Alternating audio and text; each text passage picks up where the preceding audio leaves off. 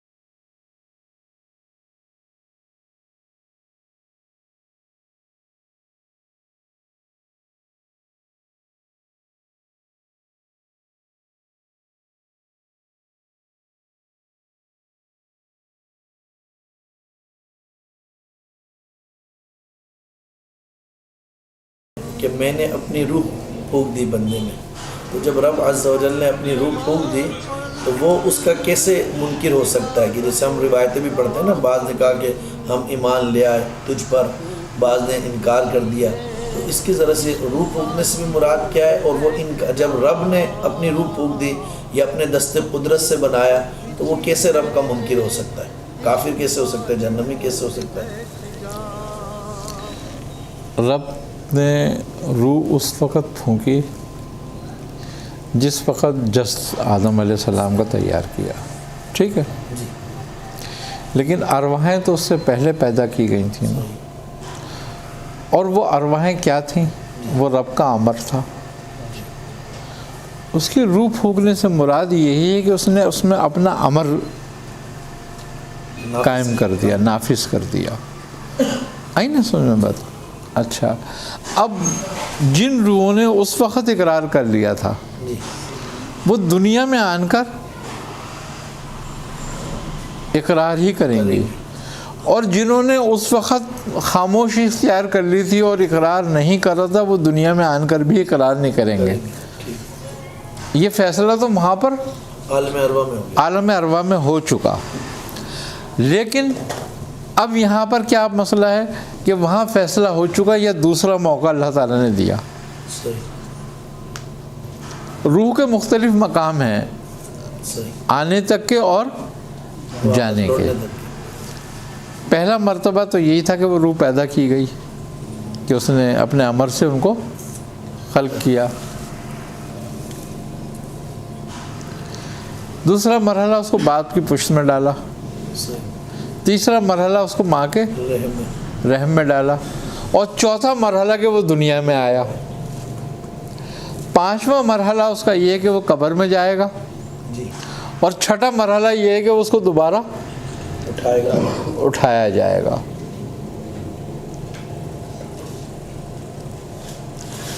اللہ کہتا ہے کہ ہم نے کائنات کو پیدا کیا مگر 6 دنوں میں. جی 6 مرحلے انسان کے ہو گئے نا. اب جب یہاں آتا ہے بندہ، دنیا میں آیا، اب دنیا میں ایمان نہ لانا اور لانا صحیح 2 باتوں پہ منحصر ہو گیا. ایک یہ کہ اس کی پیدائش کہاں ہوئی، صحیح اور دوسرے یہ کہ اس کو ماحول کیا ملا. کوئی اس کو ہدایت دینے والا ملا یا نہیں ملا. ابھی تمہیں عالم ارواح کی بات یاد ہے؟ نہیں. تم نے اقرار کیا تھا نہیں یاد ہے. کیوں نہیں یاد ہے؟ اس لیے کہ تمہاری روح جو ہے وہ تمہارے نفس کے میں کتابیں ہو گئی ہے، اس لیے بھول گیا ہوں وہ سب. اس وقت بھول گئے ہو تم. اب چونکہ تمہاری روح عالم اسفل میں کمزور ہے، صحیح عالم ارواح میں طاقتور. صحیح عالم ارواح میں تمہارا نفس تمہارے ساتھ نہیں تھا، ٹھیک عالم اسفل میں تمہارا نفس تمہارے ساتھ ہے. تو یہاں روح اس کے تابع ہے. صحیح اچھا اب اس کے تابع ہے، اب مسئلہ کیا ہے؟ اگر نفس تمہارا پاکیزہ ہوتا جاتا ہے، روح قوت پاتی جاتی روح قوت پاتی جاتی ہے، پرانا یاد آ جاتا ہے، اور نفس طاقتور ہو جاتا ہے اور برائی کی طرف چلا جاتا ہے، تو روح اور مقد ہو جاتی ہے اور دب جاتی ہے گند کے نیچے. اب جب کوئی چیز دب جاتی ہے تو وہ ثقالت کی وجہ سے اپنی لطافت کھو دیتی ہے، اور جب وہ ثقالت کی وجہ سے اپنی لطافت کھو دیتی ہے تو اپنا وعدہ بھی بھول جاتی ہے، صحیح اور نفس اس پر غالب رہتا ہے. ساری دنیا میں پھر وہ نفس اپنی خواہش کے مطابق چلتا رہتا ہے، اور وہ اسی خواہش کے مطابق چلتے چلتے ایک دن مر جاتا ہے. روح کو واپس جانا پڑتا ہے، کیونکہ تمہیں ایک خاص مدت کی مہلت دی گئی ہے. اس سے زیادہ تمہیں نہیں رہنا پڑے گا یہاں پہ، یا اس سے زیادہ تمہیں رکھا نہیں جائے گا.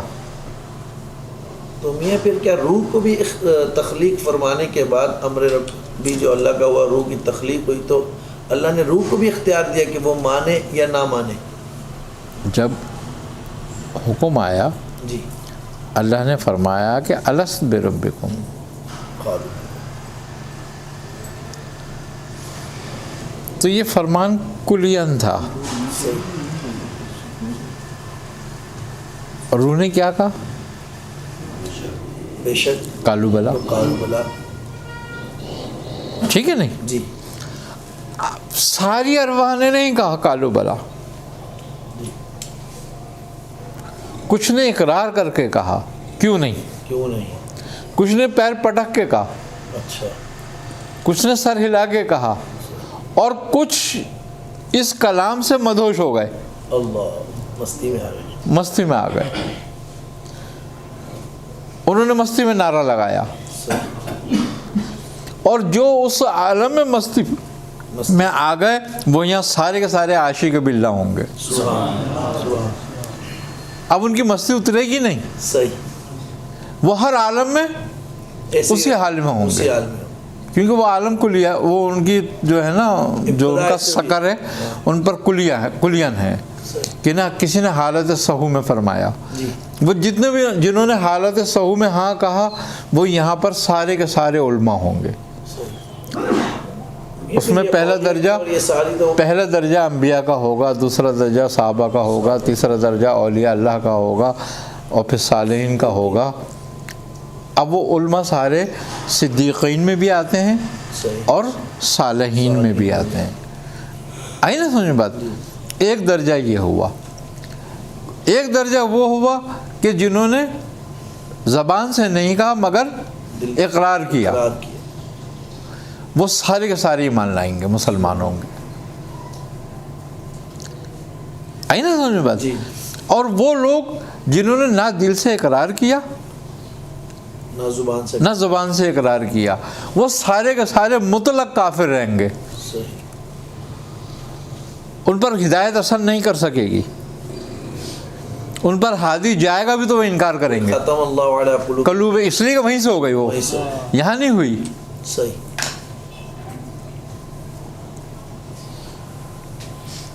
اب چوں کہ سزا کس بات پر ہے؟ جب وہیں ہو گیا سب کچھ، تو سزا اس بات پر ہے کہ یہاں تمہارے نفس کو ارادے کی اور روح کو ارادے کی طاقت دی گئی، اختیار دیا گیا.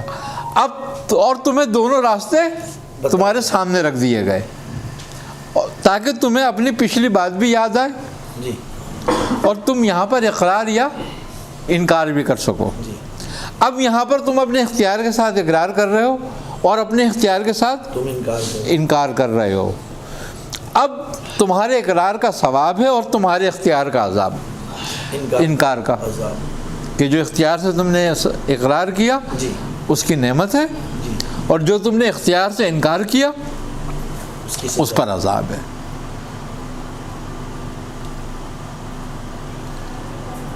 اب ایک بات یہ ہے کہ یہ اللہ کے علم میں ہے کہ تو کافر رہے گا. صحیح.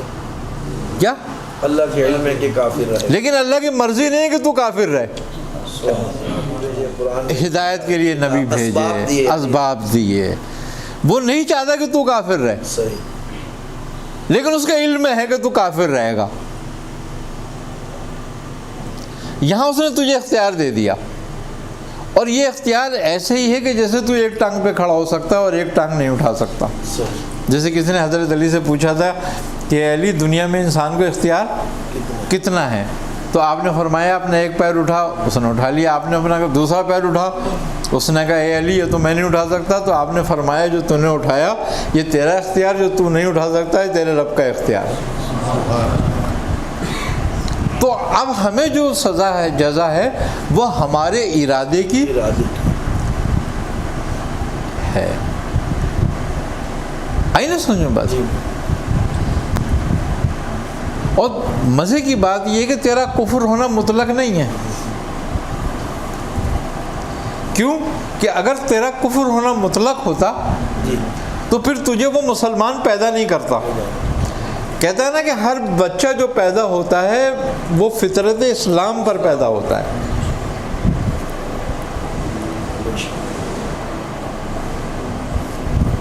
تو انسان کا کافر یا مومن ہونا مطلق نہیں ہے،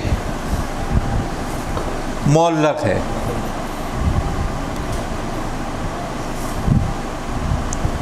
اب مزے کی بات یہ ہے کہ ہماری تقدیر معلق اور ہماری تقدیر مطلق اللہ کے علم میں ہے. کہ ہمارے ساتھ آگے کیا ہونا ہے ہمارے علم میں نہیں ہے. ہمارے لیے کیا لکھا گیا، ہم ساری عمر نیکوکاری کرتے رہتے ہیں، ساری عمر نیکیاں کرتے رہتے ہیں، سب کچھ کرتے رہتے ہیں، اور مرتے وقت کافر ہو جاتے ہیں. اور ساری عمر کفر میں گزرتی ہے، فساد میں گزرتی ہے، اور آخری عمر میں مومن ہو جاتے ہیں. تو بات یہ ہے کہ اللہ کے علم میں تو سب کچھ ہے، ساری کائنات ہے. جو کچھ ہونے والا ہے، جو کچھ ہوگا، جو قیامت تک ہوگا، جو قیامت کے بعد ہوگا، وہ سب اس کے علم میں ہے. لیکن اس کی مرضی نہیں ہے کہ اس کے بندے کافر رہیں.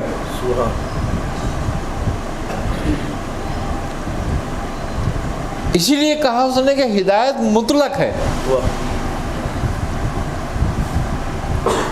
ہدایت مطلق ہے اور کفر معلق ہے. اب چاہے تو تو اس کو قائم رکھ اور چاہے تو تو اس کو مٹا دے.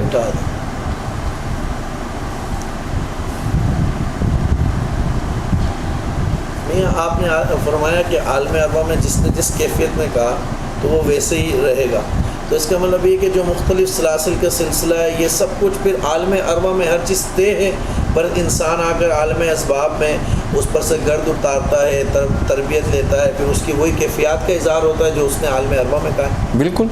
نبی کریم صلی اللہ علیہ وسلم نے فرمایا کہ دوست کی روح کو دوست کی روح پہچانتی ہے. سبحان اللہ. اور اس کی مثالیں بھی ہیں. کہاں حضرت باعث بستامی، کہاں افضل خرقانی، 100 سال کا ایک دوسرے کی رحلت اور پیدائش میں وقفہ. حضرت باؤ الحق نقشبند اور شیخ عبد القادر جیلانی رحمۃ اللہ علیہ کی بشارت.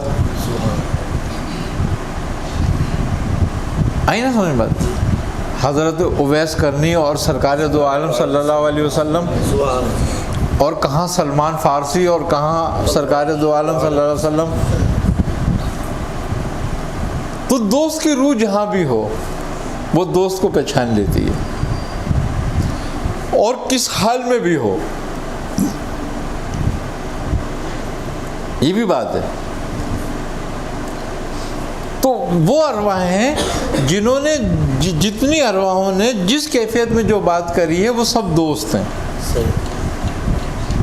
وہ ایک ہی حال میں ہیں. اب ظاہری حال ان کے مختلف ہوں گے، صحیح. لیکن روح ان کی ایک ہی حال میں ہے. کیا اب یہاں پر جب ہم آتے ہیں تو یہاں پر جب دوست کی روح کو پہچانتا ہے تو وہ اس کی طرف راغب ہوتا ہے، اور جب اس کی طرف راغب ہوتا ہے تو اس کی محبت اس پہ سے وہ گرد اتارتی ہے، صحیح. اس کی وہ صفائی کرتی ہے. آئی نا سمجھ میں بات؟ یہی سلسلوں کے سلاسل کے جو ہیں وہ طریقے ہیں اور رویے ہیں. تو پھر پیر مرید کا بھی یہی حساب ہوا کہ یہی جس مرید بالکل یہی حال ہے. یہ سب پیر مرید سب طے ہے، یعنی بالکل طے ہے، سب صحیح صرف کرنی ہے ہم نے دنیا. صحیح کرنی ہے بس. یہاں پر طے سب کچھ ہی ہے. آئی نا سمجھ میں بات؟ جس طرح ثواب بھی طے ہے، عذاب بھی طے ہے، صحیح. لیکن وہ سب کچھ اب چونکہ جہنم اللہ تعالیٰ نے پہلے سے ہی بنا کے رکھی تھی. جی انسان کو پیدا تو بعد میں کیا. جی جنت پہلے سے بنا کے رکھی تھی، انسان کو پیدا بعد میں کیا. تو دونوں انسانوں کے لیے بنائی تھی نا. بے شک. اس کا مطلب یہ ہے کہ اس میں نیک بھی ہوں گے، اس میں بد بھی ہوں گے، اس میں فرما بردار بھی ہوں گے، اس میں نافرمان بھی ہوں گے، اس میں دوست بھی ہوں گے اور اس میں دشمن بھی ہوں گے. خلق میں اللہ نے جو اپنی روح پھونکی تھی، اس روح پھونکنے سے مراد یہ ہے کہ اللہ نے اپنا اختیار تخفیض کیا تھا اللہ اکبر. انسان کو. وجہ ہے، ایک قانون ہے. آپ ایک عہدے پہ ہوتے ہو، مثال کے طور پر ایک گورنر ہے. اب گورنر کسی کو اپنا نائب بناتا ہے جی تو اس کو اختیار تخفیض کرتا ہے نہیں کرتا؟ کرتا ہے. بالکل. ہے تو فائدہ کیا؟ ورنہ اس کا فائدہ کیا؟ عام آدمی کی طرح ہے. پھر وہ اس کا کیا فائدہ ہے؟ تو اللہ نے زمین پہ اپنا خلیفہ مقرر کیا ہے انسان کو. خلق پہنائی ہے نا ہم نے. بالکل. خلیفہ مقرر کرنے سے یہ ہے کہ اس کو خلق پہنائی ہے. کس چیز کی؟ عزت اور اکرام کی. سبحان اللہ. سبحان. قرآن میں بھی کہہ رہا ہے نا، بے شک. وَكَرَّمْنَا بَنِي آدَمَ. کرمنا بنی آدم.